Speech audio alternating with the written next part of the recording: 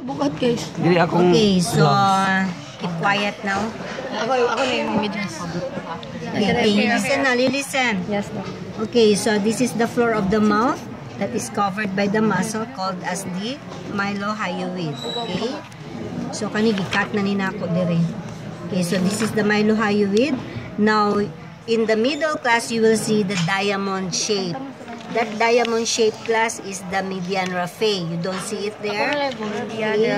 Median raphe. And then you cut from the middle so that you will be able to lift the mylohyoid to expose the geniohyoid. Okay, that's the geniohyoid.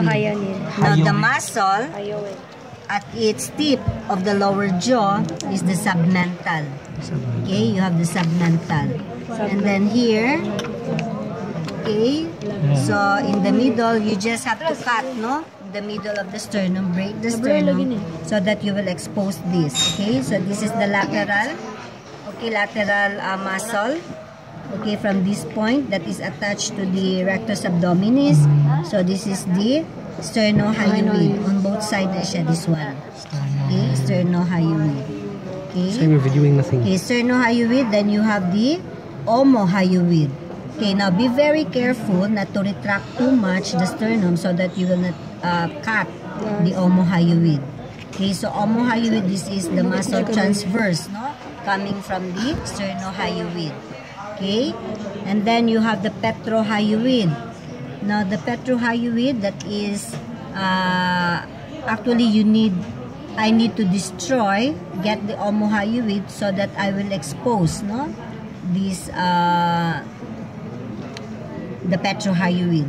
Okay, so the petrohyoid, you have the anterior and then you have the posterior. Anterior, posterior. Okay, anterior, posterior.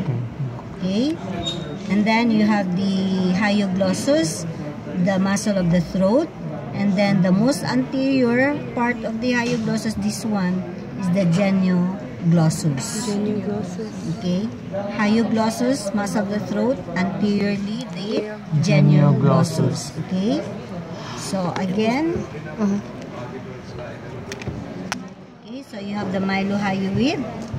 Okay, then you have the submental, the geniohyoid, the sternohyoid, the omohyoid, okay, the petrohyoid, anterior, posterior, then you have the hyoglossus, and then the genioglossus. Okay?